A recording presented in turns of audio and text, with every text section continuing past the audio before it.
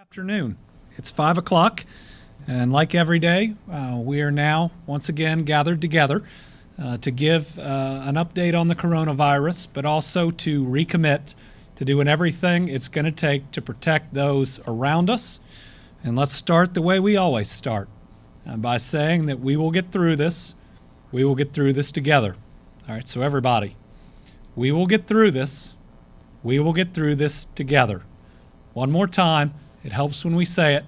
We believe it and we know it, but it still helps when we say it. We will get through this. We will get through this together. And we will get through this because we will follow the 10 steps to making sure that we defeat this coronavirus.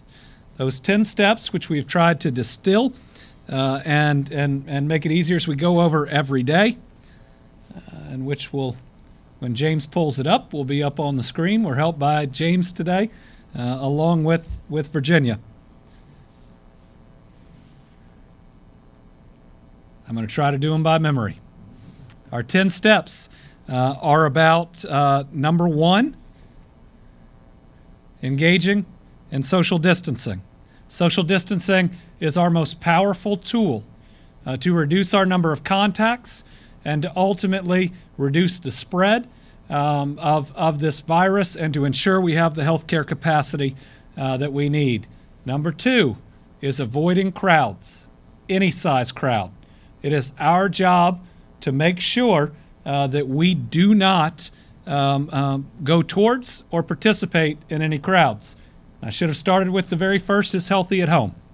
That's the place that we need to be. Unless you're going to work, getting exercise, or going to the grocery store, folks, you've got to be at home. It's the healthiest place for you to be with your family to not get this virus. It's also the healthiest place and the best decision to make sure that we are not spreading it to the most vulnerable. Number four, knowing when to seek care. This is going to be absolutely critical, especially as we continue with the surge of cases.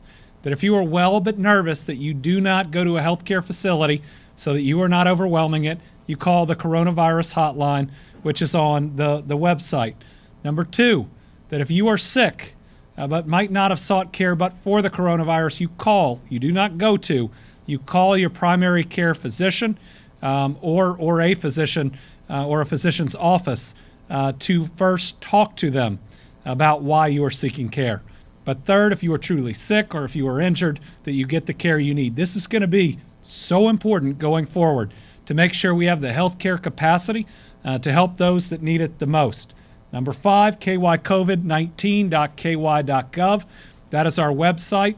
That is the source to get the truth, accurate information, all of our recommendations. You know, every day I receive texts or calls with the newest rumor that's out there. Rumors are never true. Make sure that you go to the source that you can count on, kycovid19.ky.gov. Number six, wash your hands. Wash them a bunch. Wash them for at least 20 seconds with soap. Continuously wash them throughout the day. If you can't find hand sanitizer, though we're going to be providing a lot of hand sanitizer thanks to our distillers and a number of other companies across Kentucky, it is better to use soap and water. Make sure you're disinfecting surfaces. Either use something that you can get at the store or use the 1-100 bleach solution. Do it at least once every single day in your home, certainly at work if you have a workstation. Number seven, apply for benefits. Today we're going to have at least 5 minutes with Josh Benton talking about a number of the upgrades that we are making. I'm going to go ahead and I'm going to ruin his thunder and say that last night we sent over 40,000 acceptances for benefits across Kentucky, many of which went to people that the website had originally told them did not qualify. So I'm going to let him explain what we're doing and where we're going. But for those of you out there, be patient with us. I believe that you will get results if you're patient with us, even a little faster than you might have anticipated. But we have a volume right now, first that we want, because we want to help everybody to get through it, but a volume we've never dealt with. And so work with us as we get through it. We're going to make sure that we take care of everybody. Number 8, prioritize your mental health. Now, we're in a key set of weeks and even a month And listen, the days are going to get long and the weeks are going to get long. But we got to come out of this strong, and we need you to be healthy at home, mentally, physically, and emotionally. Because I'm going to tell you, it's going to be a beautiful weekend again. And we cannot repeat last weekend where we saw a lot of crowds come together. And so as the weather gets nicer, I need you to be even stronger to make sure that we're doing what it takes. And we're going to talk a little bit today using some of the White House's projections about what that means here in Kentucky. Number 9, don't travel. Don't travel anywhere. Nobody ought to be traveling. It's not just our prohibition about other states. It's that the only traveling you should do is if you're going to work or if you're going to get supplies. Don't travel. Be healthy at home. And number 10, when you see something that's dangerous that's out there that could be spreading the coronavirus, let us know. All right, so those are the 10 steps to addressing the coronavirus. But I'm going to give you a +1, which is about what we need to do to make sure that we have all the help we need, or some of the help we need, coming out of this. And that is complete the census. Folks, if we are healthy at home, we have plenty of time to complete the census. After all this is over, the census and how many that we have sent back in is going to set how much federal aid we have in a number of key critical areas. We talk about your social distancing being your patriotic duty as an American and a citizen of the Commonwealth. So is the census. And this is going to make rebuilding and restocking and moving forward much easier if we have everybody, and I mean every household across Kentucky doing this. This will help. All right. So in these challenging and trying times, when we want to be mentally, physically, and emotionally healthy, one of the best things that we can do is model that behavior. That's why I've been asking you to use hashtags in filling up the internet and social media on the types of behaviors that we want to see. We've asked you to use the hashtags Team Kentucky, Together KY, Patriot, and Healthy at Home. And we need you to keep doing it. We need you every day to try to fill this up. Because as other people out there are looking at what their neighbors are doing, this is an important, positive, social peer pressure to try to make sure that we have everybody wanting to do the right thing, because that type of encouragement is going to get us the better compliance that is going to protect more people. So let's look at a few of the things that we have today, and then we'll move into some of the additional points we're going to make. Well, good. Woo. This. Me. Well, good. Through. This. These are some of our amazing Kentuckians. These are amazing children that are out there fighting every day to do everything that they can to defeat this coronavirus. Also, some that might be vulnerable if the rest of us do not do what we need to do to battle this coronavirus. And remember, we'd like to see videos of you saying it too. We will get through this. We will get through this together. We believe it. We're committed to it. And we appreciate these kiddos helping us to spread that message. Just a few more.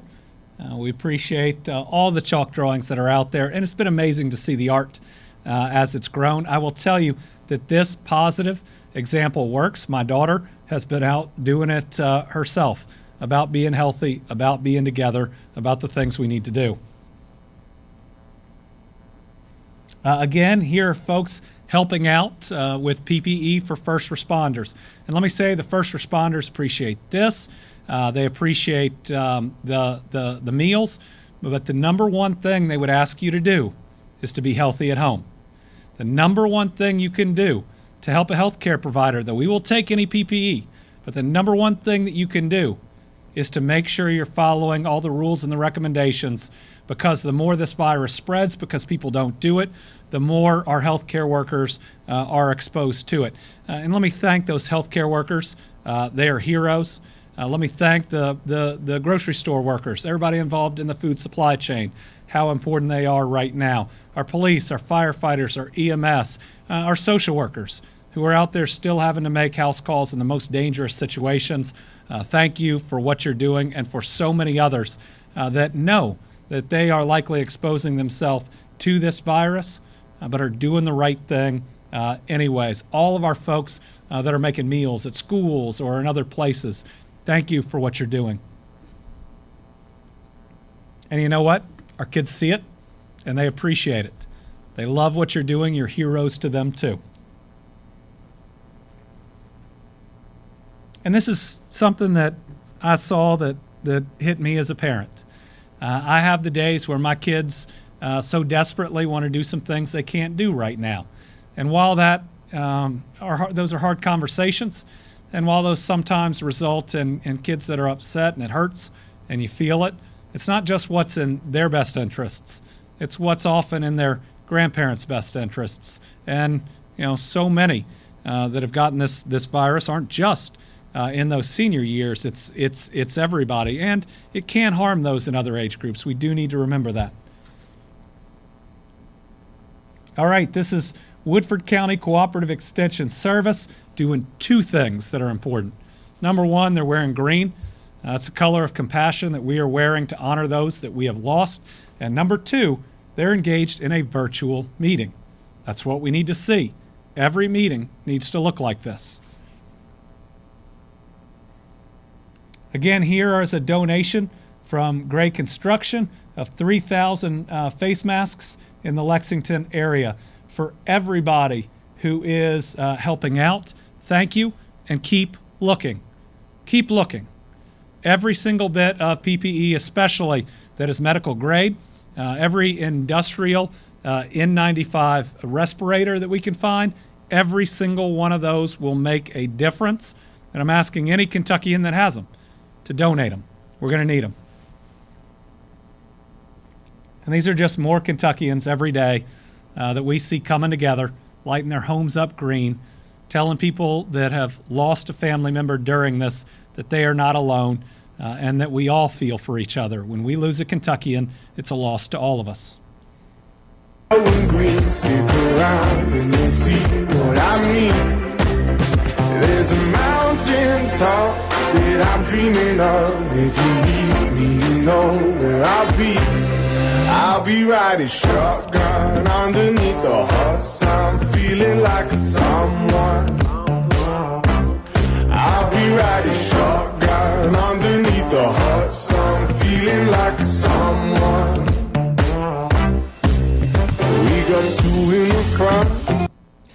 Thank you to the Glasgow High School softball team for, again, taking the time to do something like this, showing that you can be creative while this is going on, but also being a positive example for their peers of what we need during this time. So we are in the surge.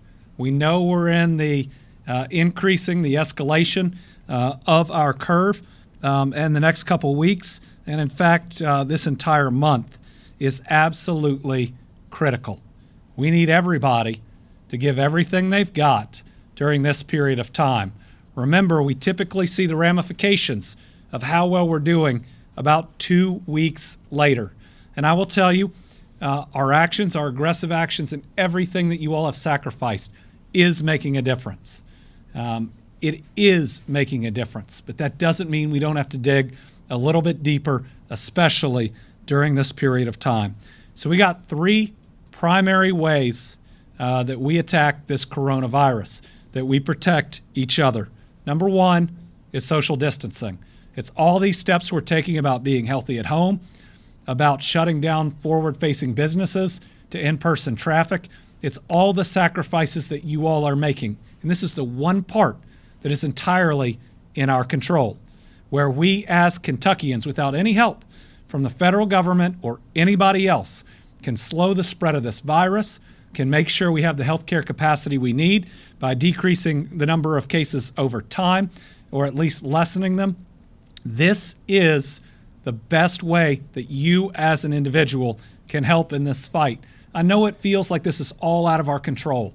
This is a virus you can't see, and it's going on around us, and and you're just at home, hopefully not just sitting at home doing all the things that you need to do to stay healthy, I know it can feel out of your control. It's actually more in your control than most crises that we face, because your actions, your choices can reduce the spread of the virus from you, and ultimately, if we can do it collectively, can flatten that curve. You have more control than what you think about how we address this virus, and I need you. We as a state need you. Your actions are so important. Number one is social distancing. Number two are our steps to increase our healthcare capacity. Let's show the slide on the number of beds and ICUs and ventilators. This is one of the things that we in the Department of Public Health, the National Guard, our emergency management work on every single day. This is our numbers before we start working on them to increase that healthcare capacity. We want to increase that to make sure that when we see the surge, that we can help everybody who needs their help. On hospital beds, our current planning could have us growing right now. I feel pretty comfortable about 8,000 additional beds. That's a start, but we still have more work to do on top of that to make sure we can get where we need to get. That includes about 1,600 beds and growing that we will get from hotels that we currently have under contract for more low acuity centers to help us increase that capacity. But we're working every day on that piece. Number two, and they're really connected, is ventilators and ICU beds. You know, the ICU beds have more things than they need than a ventilator, but the ventilator is really important to that. As I've said before, right now I'm comfortable that we've increased our ventilator capacity by about 70, but we're out there working on a goal of trying to double our number of ventilators. They won't be hospital-grade ventilators, but we need to make sure we have what can work to help people through that period of time where they need it. So number one, what's totally in our control is our social distancing, the aggressive steps we're taking to reduce our contacts. Number two is everything that we and the healthcare community and others, the hotel community and others that we're going to ask, can do to increase our healthcare capacity. And number three is testing. Again, we are pushing, and we're pushing every day to try to increase our testing capacity. And overall in the state, our testing capacity has certainly increased. In fact, we are running an audit through the governor's office with outside labs on testing that's been done to date. And we don't have all of them in, but we can now confirm over 10,000 tests have been run in Kentucky, and we still have a number of labs to still come in. So that projection that we've been giving, we are certainly in that ballpark, and we hope to have very firm numbers. Hopefully tomorrow they'll be current as of today, but making sure that we have the right numbers to provide. We are working on everything we can to increase that capacity. I will say that every 2 steps forward, we do have a step back, and oftentimes that's because the testing kits and the personal protective equipment that we expect to come to us is diverted and routed somewhere else, or that the agreements are in place, we should have them, and a couple days before, it just doesn't happen. This isn't just happening to us, it's happening all around the country, and all I can tell you is we're scrapping for it every day. I hope here in the next couple days, though, to have a positive announcement about increased capacity thanks to a newer lab that is here in Kentucky. Also want to mention UK and U of L are both ramping up their capacity. Mentioned U of L yesterday, but Kentucky is working as well on ramping up each and every day. So these 3 areas, and I want to talk about why they're important: social distancing, increasing our healthcare capacity, and testing. I want to talk about in terms of the graph we always look at. Let's start with the animation on Philadelphia, which we show. All right, social distancing. Social distancing is the key to make sure that we don't have the spike that Philadelphia had, where they overwhelmed their healthcare capacity during the Spanish flu, and they lost a lot of people. That's why we do the aggressive steps that we are doing. That is why we are engaged in the social distancing. This is why we're making the sacrifice that we are making, and so many of you are making. Social distancing is how we prevent this. Let's show St. Louis. So the first curve on St. Louis is the example of why we would do social distancing, so that we decrease that spike and we ultimately have a lower initial surge.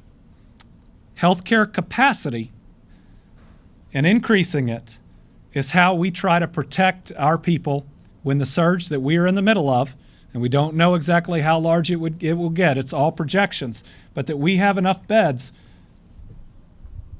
for the full amount that we are going to increase. So our goal is to increase our healthcare capacity if we put it on a line that is above the surge that we expect to see.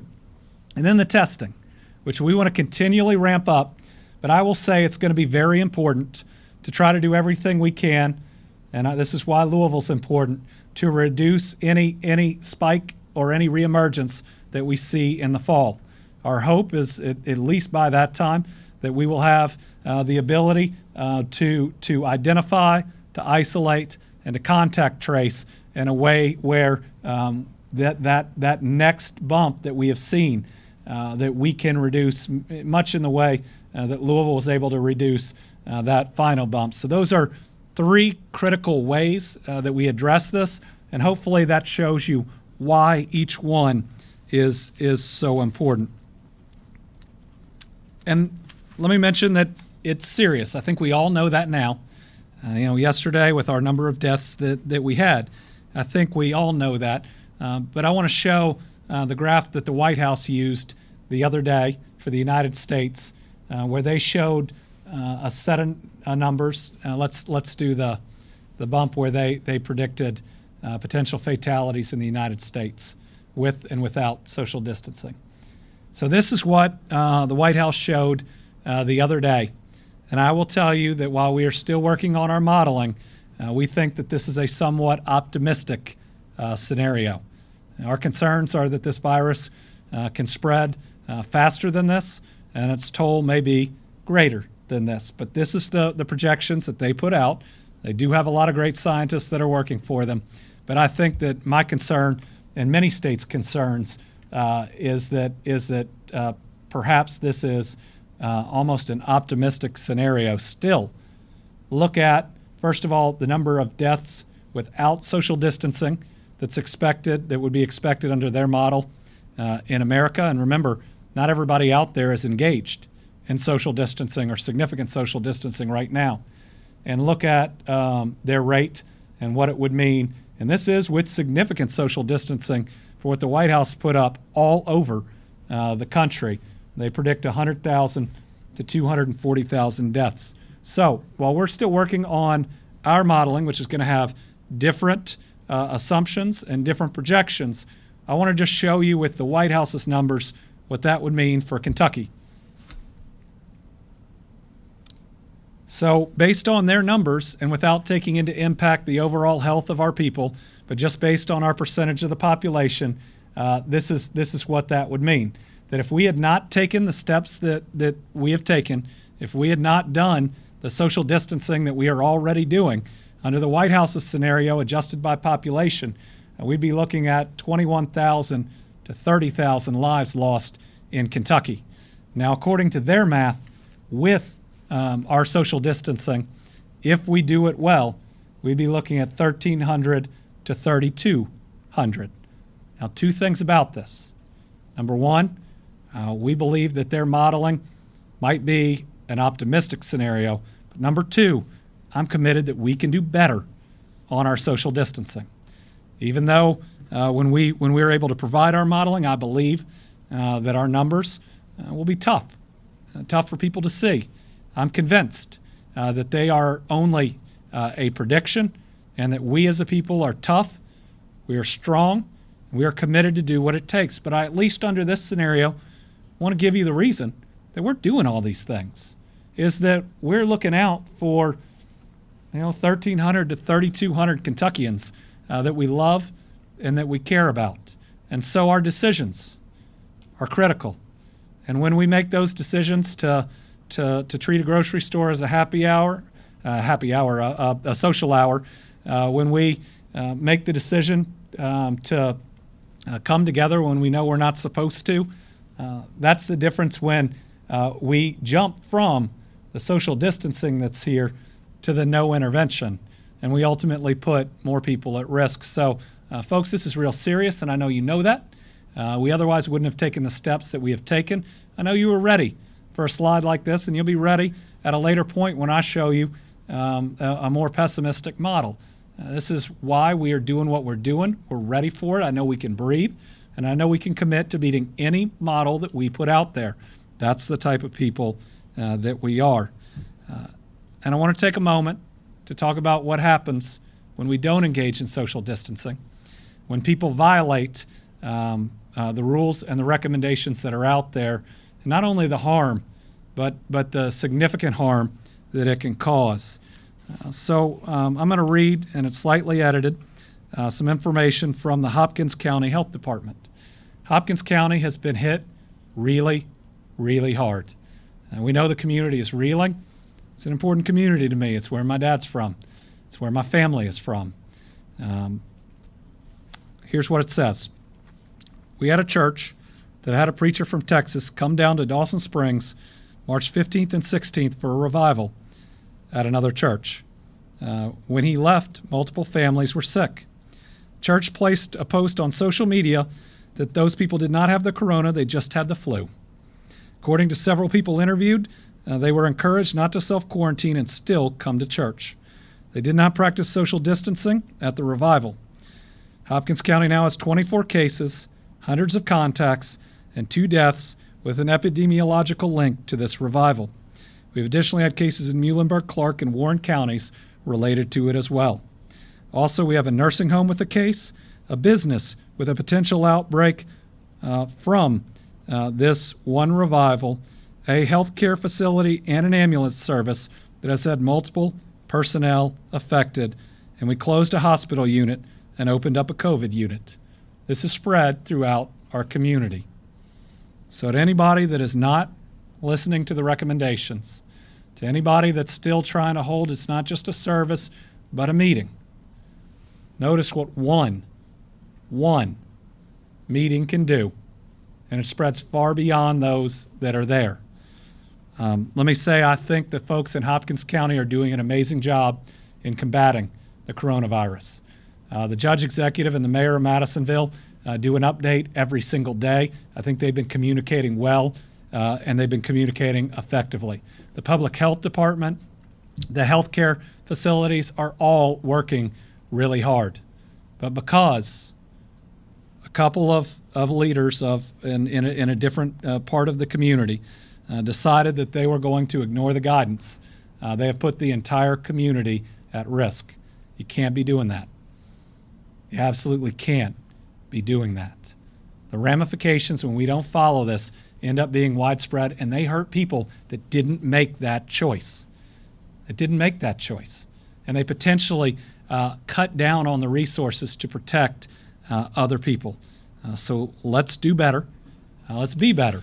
And let's make sure that we're responsible in the choices we make to protect those around us. All right. So today's update is that we have 93 new cases today.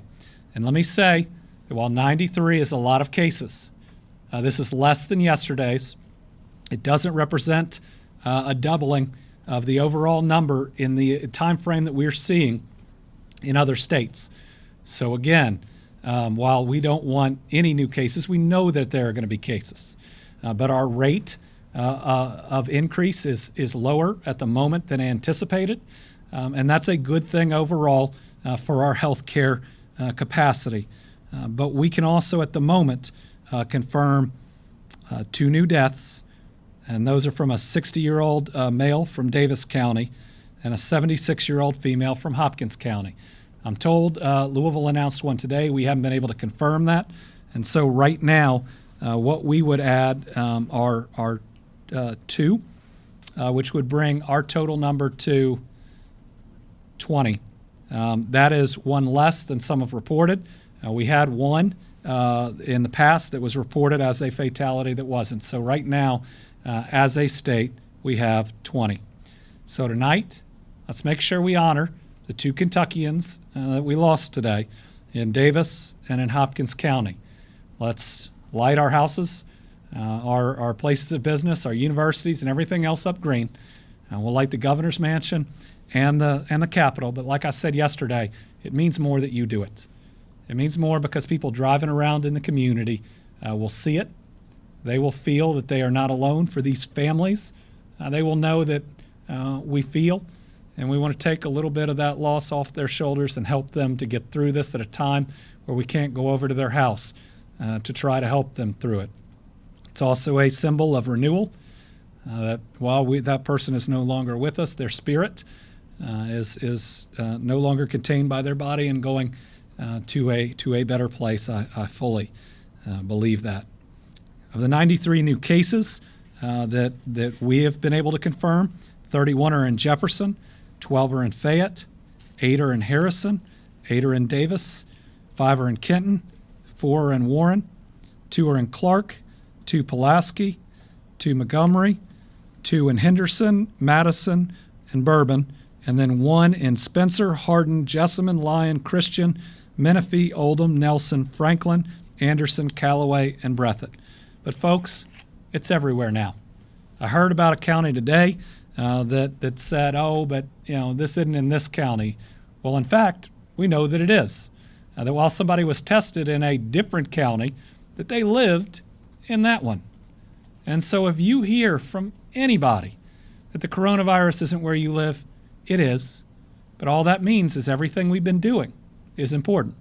And let me thank our mayors, our judges, our magistrates, our sheriffs, and everybody else, because in numerous places that haven't reported their first case, I see you already taking steps. And if you're taking steps to cut people's contacts, I got your back. It's exactly what we are asking you to do. But I know that your people are also going to understand and to support it. What you as Kentuckians can do to help. Number 1, support your local businesses, order takeout. If you have local retail that is closed to in-person, if you can order from them and pull up on the side, please do everything you can to help people to get through this time. Number 2, ring your bells at 10 a.m. I've loved seeing this out there on social media. I love how it's expanded beyond anything we could have ever thought. I'll tell you that our receptionist in the governor's office walks out at 10 a.m. every day and rings the bell that she brings right there in the Capitol Rotunda. Number 3, follow the rules and be a good neighbor. I've said before, this is a test of our humanity. It is. Will we give up a little bit of what we like to do to protect people that we probably don't even know, but knowing that by not doing it, it could risk the life of another? That is our challenge. That is our question. I know we're going to answer it the right way. I know we're going to live up to that challenge. Use the hashtags Team Kentucky, Together Kentucky, and Patriot Healthy at Home, and set a positive example. And if you are able, help out with the Team Kentucky Fund. We have a video today from Coach Mack, the U of L basketball coach for the men's basketball team. We appreciate him sending this in. Hey Card Nation, this is your head coach, Chris Mack. I trust that you and your family are staying safe during this unprecedented time that we're all experiencing, the COVID-19 pandemic. Many of our friends, neighbors, relatives are experiencing some of the toughest times they've ever had through the loss of employment. That's where I'm asking you to be a great teammate and give to the Team Kentucky Fund, set up by Governor Beshear and administered by the state of Kentucky. Your 100% tax-deductible donation will go directly to those families that are mostly in need to help them buy groceries or pay rent during this awfully tough time. Please join me in going to donate.ky.gov. That's donate.ky.gov and give what you can. In the meantime, I want you to practice safe hygiene, make sure that you're keeping socially distant, And at the same time, if you're sick, by all means, make sure you stay home. March is usually our time to shine. Join me and Kentuckians around the state in doing that once again. Go Cardinals and go Team Kentucky. All right. Thank you to Coach Mack. And I also just want to mention that if you've seen social media, you know that Coach Mack is currently out of state. He has agreed to self-quarantine for the 14 days when he comes back. And what an example that sets. And if he's willing to do it, we all ought to be willing to do it. Next thing that you can do, get ready for this weekend. I'm going to tell you it's going to be beautiful outside, and we cannot have a repeat of last weekend. And we have had good partners in getting out the information we need from our partners in the media, and we appreciate you. But I got a challenge for you, and I need your help if you're in the media this coming weekend. I'm going to ask that every single reporter, anchor, otherwise that's out there, makes a video for their social media before this weekend, encouraging social distancing, getting out any personal message that they want, because every single one of you has a different following that is out there. We cannot let a beautiful weekend ultimately harm the people around us. You all communicate for a living. We've appreciated everything you've done. My challenge to you, and you got 2 days to do it, is to get that message out. Let's blanket it across the Commonwealth. If you want to speak directly to the region that you're in, that's great too. There is no script other than speaking from your heart and working to protect the people around you. All right, next topic we're going to address is unemployment and unemployment claims. We've got Josh Benton. He's going to do about 5 minutes because you're right, we've received a number of complaints because we haven't been able to move fast enough. That's on us. It's an unprecedented time. It's an amount of claims that we've never seen before, but you know what? It's our job to fix it. And it's Josh's job to fix it. So he's going to come up and tell you how we're doing that. Thank you, Governor, and good evening, everyone. The governor's right. The last couple weeks on the unemployment insurance side have definitely been unprecedented. But I want to talk through a little bit some of the things that we're doing to address the issues that we're having out there, but also share a significant amount of good news that's taking place on this front as well. So I think the governor mentioned yesterday that the UI system is a legacy system. What that really means is that it's old and hard to change. And when you're really looking at it, it's a challenge to make all of the modifications to that system at the same time. We know what needs to be changed, and we're working diligently to do that. So the first thing we did was make sure that those individuals that we expanded coverage to were able to submit an application. And they were able to do that even though they were receiving messages that said that they were ineligible. We were able to capture that information and process it behind the scenes. I'll talk about the status of that in just a moment. The other significant challenge obviously has been communicating all of the changes that have been taking place. Whether that's our phone lines, whether that's on our websites, that it's been a challenge to consolidate that information. We did take a couple of steps this week. One is to revamp our kcc.ky.gov website that now houses all of the latest and greatest information on unemployment insurance, all of the updates, all the changes to who's eligible, who you can call, how you can submit a claim, how you can check your claim. All of that is now in a centralized location. We're working to disable the pages that just quite honestly don't matter right now because there have been so many changes to the program, and we're taking those offline so they won't be confusing folks.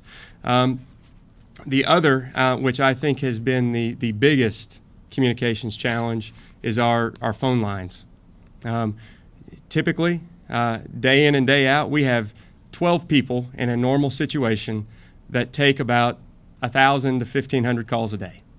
Obviously, that's changed over the last couple of weeks. We've increased staffing. We're well over 120 staff on the call center line now.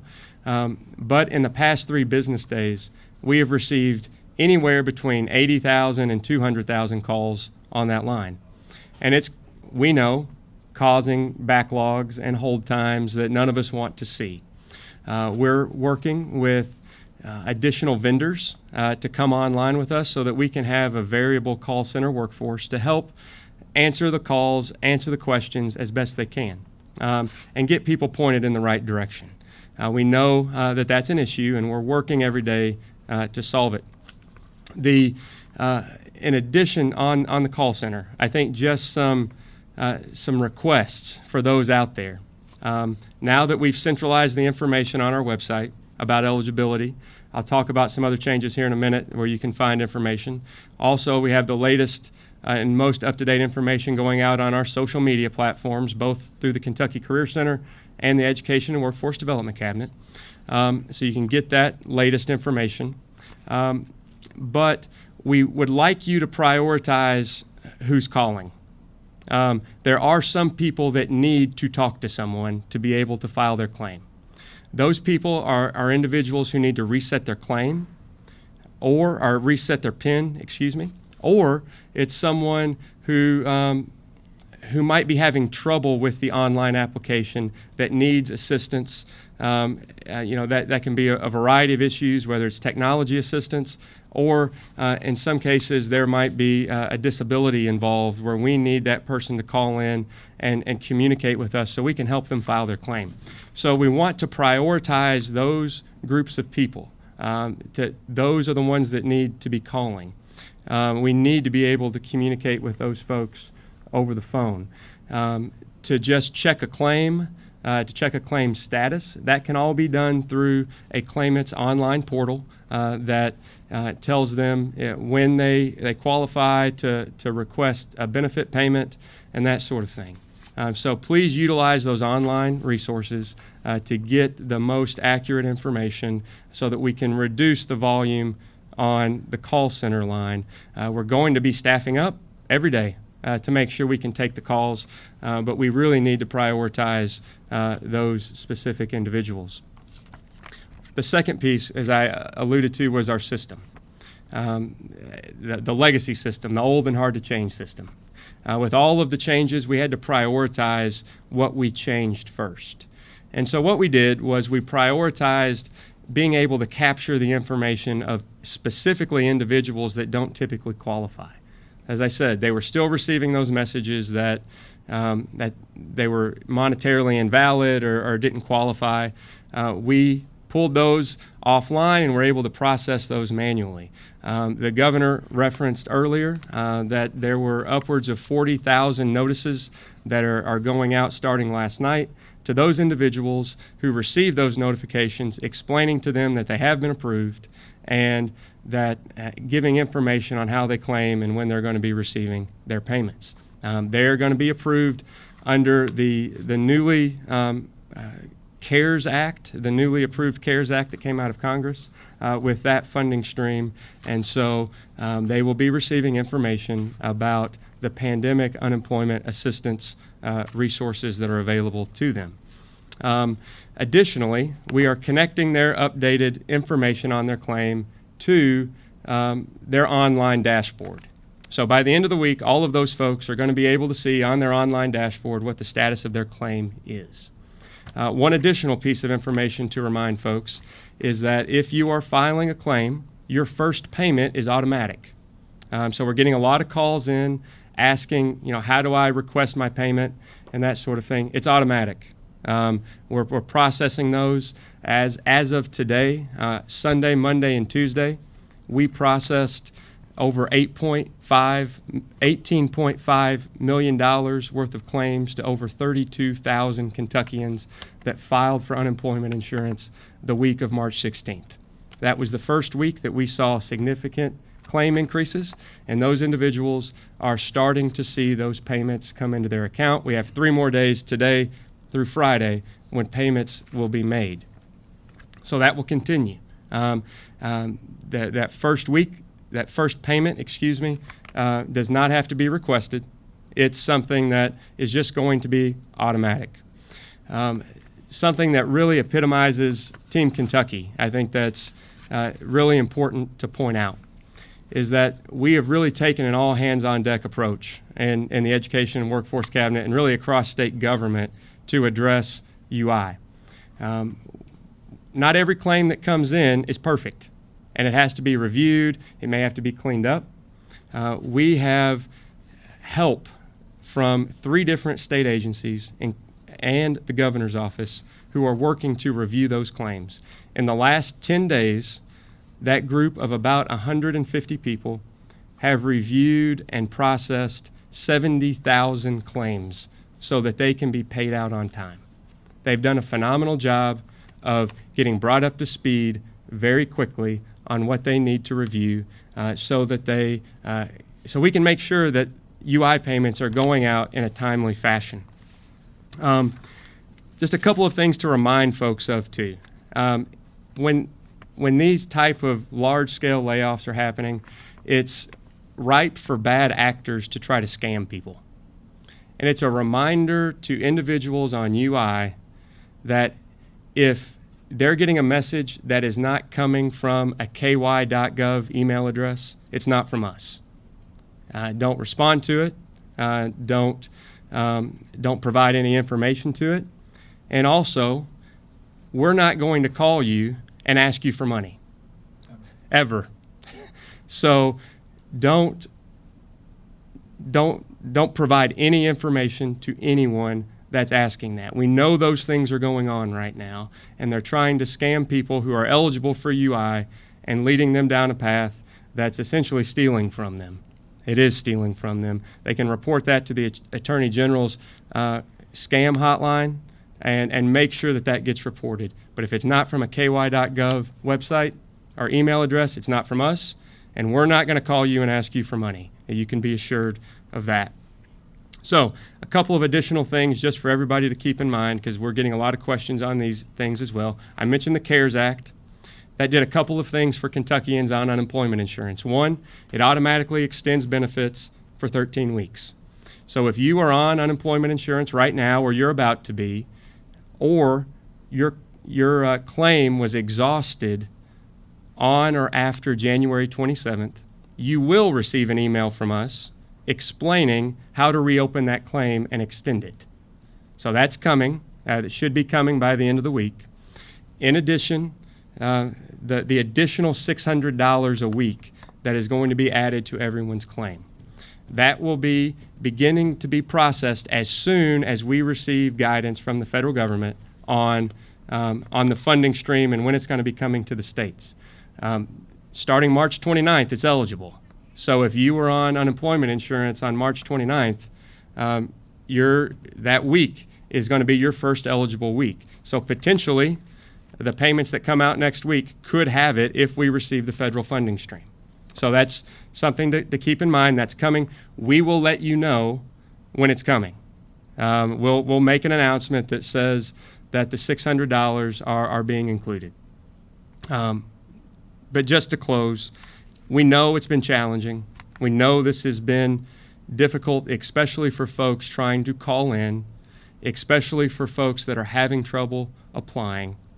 We ask those that are using the phone lines to use our online resources to get the most up-to-date information, and reserve the phone lines for those that are trying to update their PINs, that are having trouble filing a claim and need over-the-phone assistance. Those are the 2 most critical populations that we need to be using the phone lines. In the meantime, we're going to continue to ramp up. We're going to continue to ramp up our phone lines. We're going to continue to increase our server space for our system, and to make sure that, more than anything else, that individuals that are approved for unemployment insurance will be able to receive their payment on time. So thank you. Great, thank you. I think a lot of that is good news, but let me say we will do better. Every day we work to do better. Even in unprecedented times on this, even though it's a volume we've never seen, we know that you are facing uncertain and anxious times, and we will work to do better each and every day. A couple of final points, and then we'll open it up to questions. Beware of scams about testing and testing kits. Beware of any at-home testing We don't believe in any of it at the moment. Most likely, it is a scam. Beware of pop-up drive-through testing sites. We have seen a couple that are trying to charge people a certain amount in cash. We cannot tell you the validity of any of them whatsoever, unless they are ones that are connected to a healthcare facility themselves. There's certainly one of those in Hazard and one in Louisville and in a couple of other areas, but any pop-up, drive-up testing, I would be very hesitant about. Kentucky National Guard is now being deployed to help at food banks to feed Kentuckians. Deployment is going to help feed seniors, families, and displaced workers. The National Guard members will assist Kentucky's food banks by sorting and packing food into bags and boxes and distributing that through no-touch food distributors. We'll have 70 National Guard members that will be deployed at 4 regional food bank warehouses. Those are in Louisville, E-Town, Wilder, and Lexington. Collectively, the food banks will provide distribution to those at risk for hunger. With that, we'll open it up to about 10 minutes of questions, and we'll go back and forth between the 4 reporters that we've got here in-house and the questions I've received before. Let me start with those. Does the governor plan to implement a requirement to show proof of work to cross state lines? No. We're not going to be issuing credentials. We are relying on Kentuckians to do their duty, to only travel across state lines for the exceptions that we've put out there. Those are to go to work, to care for a loved one, to shop for groceries, or pursuant to a court order. Those should be the only reasons. The state has seen a decrease in referrals and calls to the child abuse hotline since schools closed. Are we concerned about child abuse going unreported during this period? Yes, we absolutely are. We know the most vulnerable are even more vulnerable during this time. So we need those that see it to report it. Remember, reporting child abuse isn't just your moral obligation, it is your legal duty. What can you say to those businesses, particularly those that haven't taken extra steps to protect employees? You have to. You have an order in from this governor, from me, that says that you have to engage in social distancing following the CDC guidelines, even if you are a life-sustaining business. You have to. If there are businesses that haven't taken one step, that is a big problem, and they're going to face big problems unless they start taking those steps and protect their employees. Yes? The White House projections Mike. up to 240,000 deaths with full mitigation measures.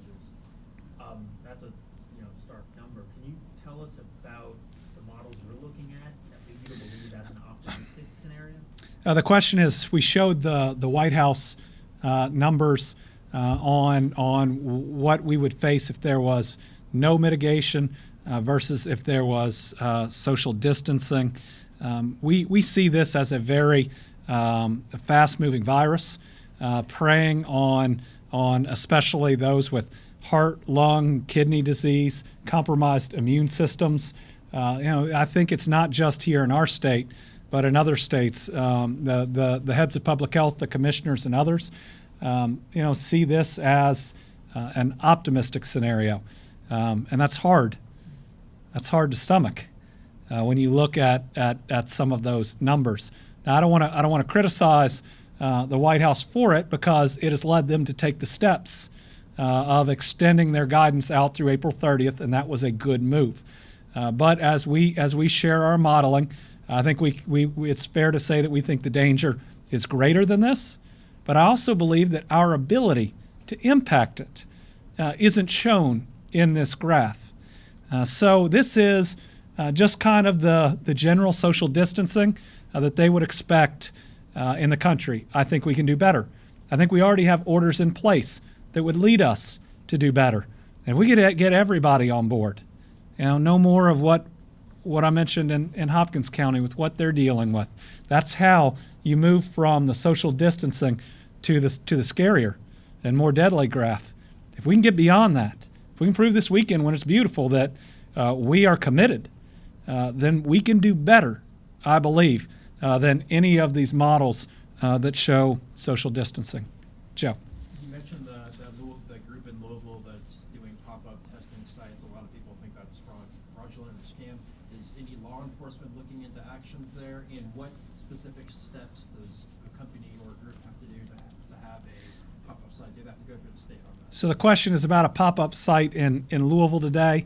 At least what I read about it was trying to charge $250 in cash. Yes, I believe law enforcement is involved with that, at least initial reports. And I don't know if it was that one or another, because there have been two that have been talked about. One closed down in one location and opened up in another. Any testing that's going on in Kentucky ought to be working with our Department of Public Health. There are regulatory requirements of that. They have to get testing confirmed by it, and our public health should know about any of these that are popping up. Do you want to add? Let's ask Commissioner Stack to come up.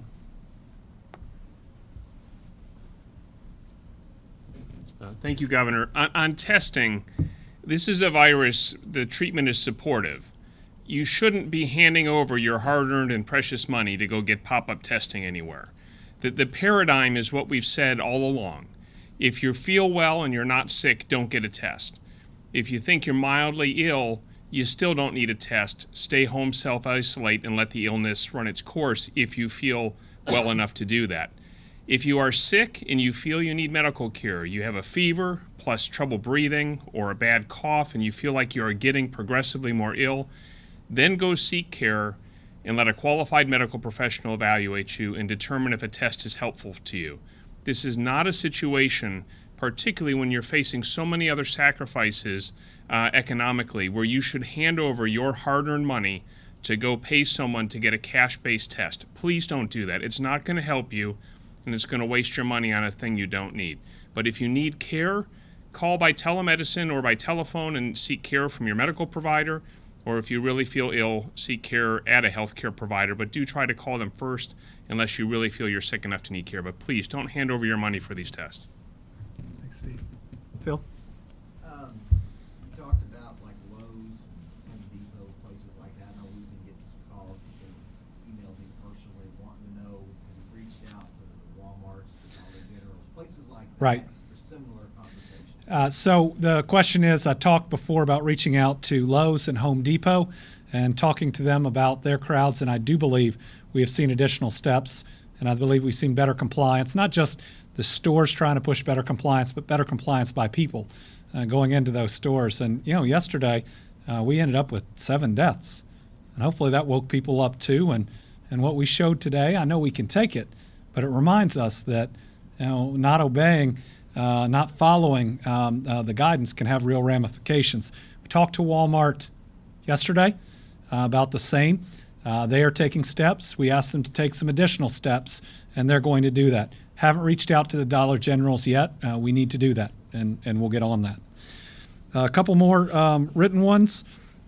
Does Kentucky anticipate using the use of antibody testing and subsequent plasma donations in preparation for the uptick in severe cases, hospitalizations? I know that there are some healthcare facilities that are testing that now. We still don't know if that is going to be a valid way to fight this coronavirus.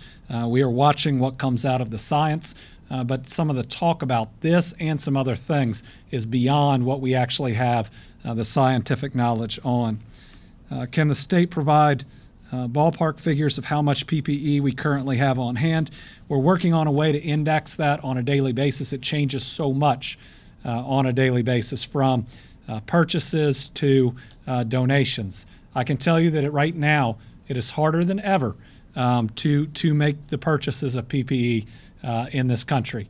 It is harder to get masks, and it's harder to get other things each and every day. One of our goals is to be out in front of that next part of PPE that is hard to get. Now, let me say that one of the reasons that social distancing is so important is that if we can flatten our curve, if we can stretch it out while other places like New York and New Orleans and others have peaked, there may be the opportunity that there is more availability out there, whether it's for that or for ventilators. If we can make sure that our peak is later and smaller than other people. So every day that we do what we need to do, it buys us also additional time to make sure that we have what we need.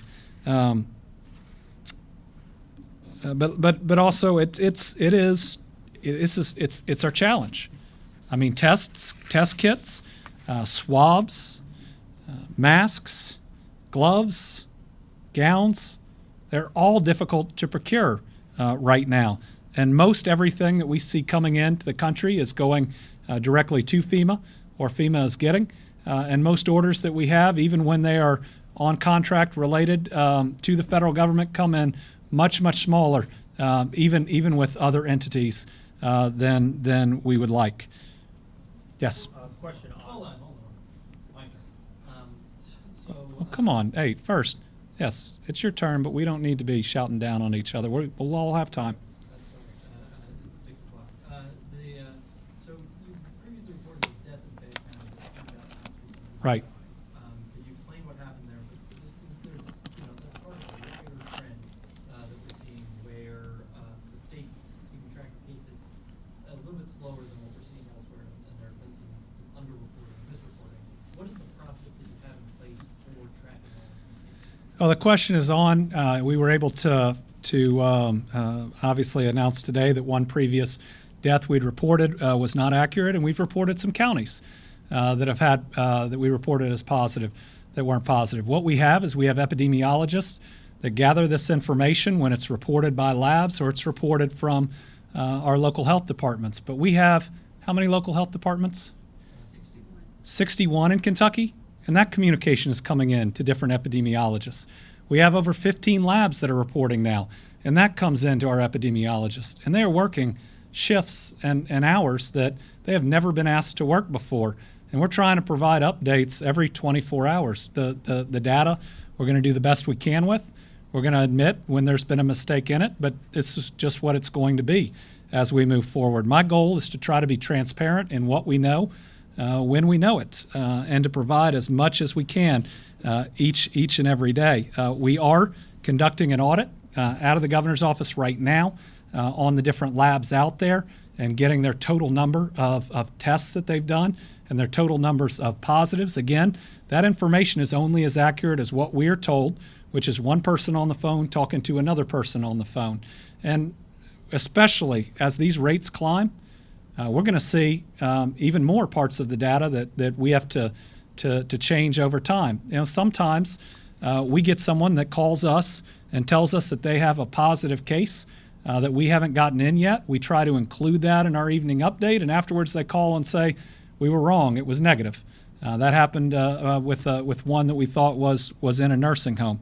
So we just do the very best that we can, and we'll try to correct it each and every day to give you the best numbers that we can. Mike. Question on the many governors have expressed frustration of having to compete with other states and even compete with FEMA. I think I know your answer to this, but do you share those frustrations? And also, is there a better way to do this? Should the federal government step in and purchase these supplies? It was a two-part question. First, am I, like other states, frustrated by the system where we're having to compete with other states and especially the federal government to buy PPE? Yes, absolutely frustrated about it. I want the very best for our people.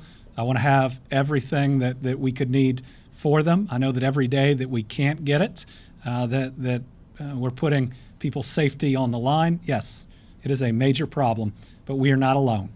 And so I try every day to just, again, go after that equipment and do everything we can. We're working really three attempted solutions. Number one, procurement. Number two, manufacturing. And number three, donation on each and every one of these. Some are harder than others. The respirators, the N95, the procurement is incredibly difficult, as is the manufacture, because it's under patent. I'd like to see the people with that patent, which is 3M, provide that to the nation under a license for this period of time. I believe it's their patriotic duty, and they should put it out there so everybody else can manufacture it. That hasn't happened. Donations, we've mainly had donations of industrial N95 respirators. They're not as good, but we will take everything we can. As you move down, right, in things like gowns or face shields, we have better opportunity there on the manufacturing side. And as you get to things like gloves, we have a lot more opportunity on the donation side. So our goal is to push in all three of those areas each and every day. Do we know how many healthcare workers have been tested positive? We don't have a specific number on that. I believe it's more than 50, given some of the numbers that have come just out of Louisville with the other cases that I know that we have seen. With it being the first month, with not only rent but other bills due, can the governor provide any guidance on what assistance is available and what people should do as they await unemployment and the federal stimulus? Right now, during this period, you cannot be evicted. Don't let anyone tell you that's possible. If you are threatened with eviction, it is illegal right now in the Commonwealth of Kentucky to evict you for failure to pay rent. Now, with that said, if you can pay rent, do pay rent. That's important because everybody that owes rent is still going to owe rent once this is done. We're working to speed up that unemployment. Federal government has added $600 per month. It's important to know that those obligations will still be out there. Our hope, given this is a worldwide pandemic, is that tenants and their landlords can work together to come up with a way to where we can hopefully make everybody whole, but everybody get through this over time. Joe? I have another PPE question. Have you been told by White House or federal officials that the strategic national stockpile of PPE is nearly empty? And also, can you say what percentage of what you requested was actually received from? It's a two-part question. The first is, have I been told that the national stockpile is nearly empty? I've not been personally told that. And I haven't been on a call where that was conveyed.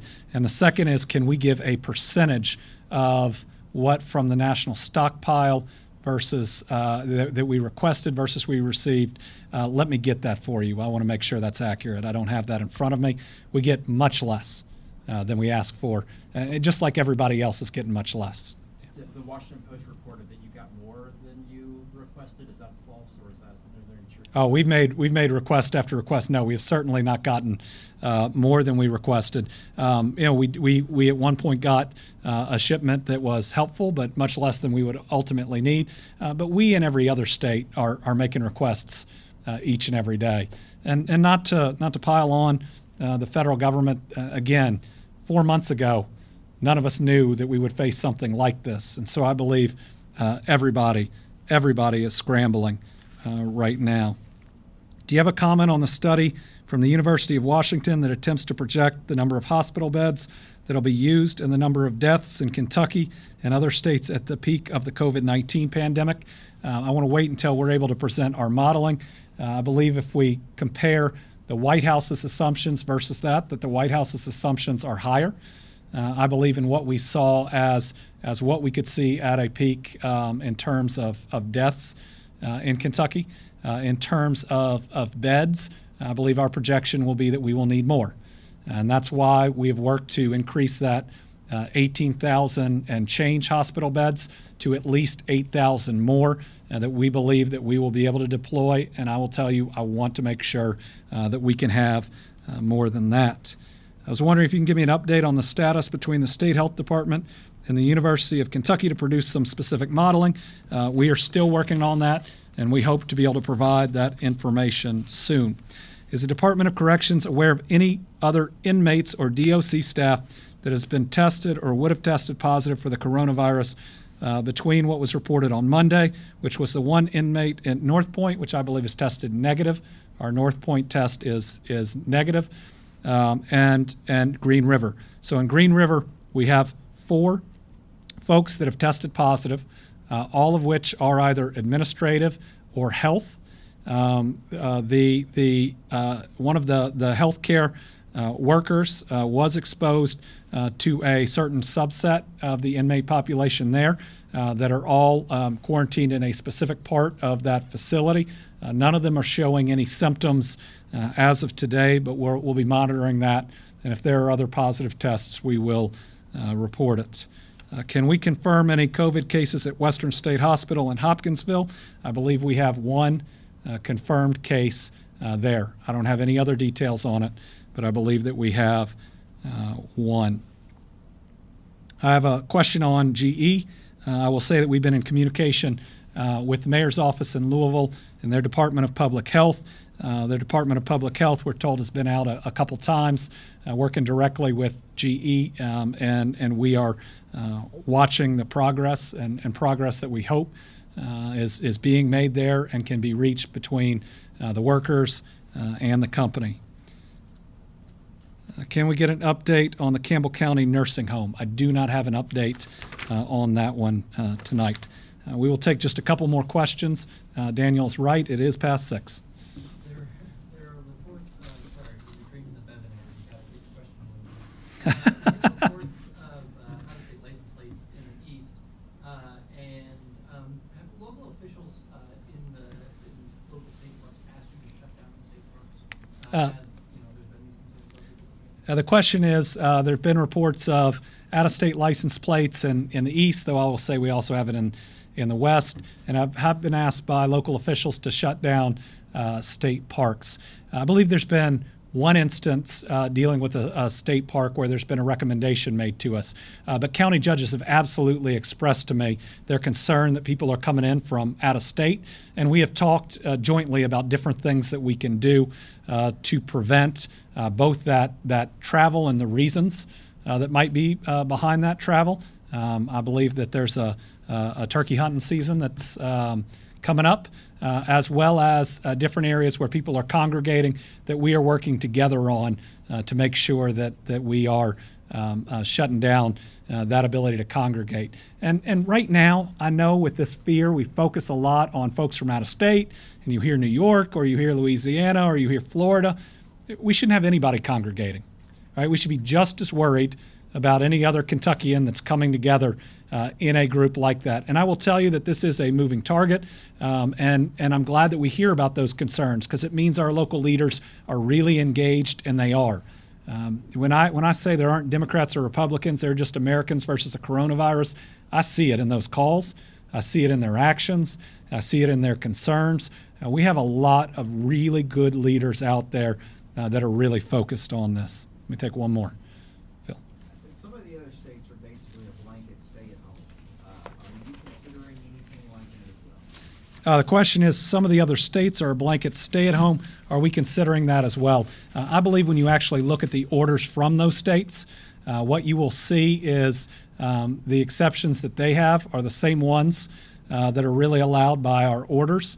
The only thing that we're not doing that a couple of states are doing is claiming that it's a misdemeanor to be outside of your house for any but a couple of reasons. That's not how we get where we need to go. We believe that our healthy at home model, and healthy at home is what we should be. When you say this term, shelter in place, it's like you're hunkered down in a way that is not going to be good for your physical and emotional and mental health. Healthy at home talks about all the things that you can do, not just what you can't do.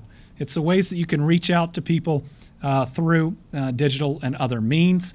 It's the things that you can go do, like your grocery shopping and getting physical exercise. I believe that we have some of the most aggressive steps that we have taken, but in looking into the future, if we have to take additional ones, we will. But the only way we truly get where we need to go is because the people of Kentucky are fully bought in and are willing to get there. I want to thank everybody. We did go about 15 minutes over today. I appreciate you sticking with us. We are all in this together, and we're going to get through it together. And today's a special day for me. It's my wife and my 14th anniversary, and we are spending it healthy at home. I know a lot of you have had special dates that have come, whether it's birthdays for people you can't see, whether it's birthdays for your kids that their grandparents or extended family can't come in. We are all making sacrifices because we are all protecting the people around us. We are ready for this challenge. We got to be committed to doing better than any and every model that we put up there. We are all responsible for our own actions, and it's our duty as Americans and as Kentuckians to protect those that are around us.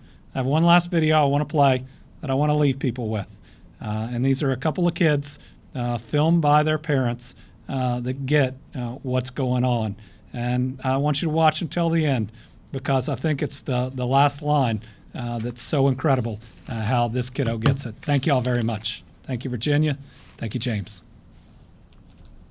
And if we can accomplish this,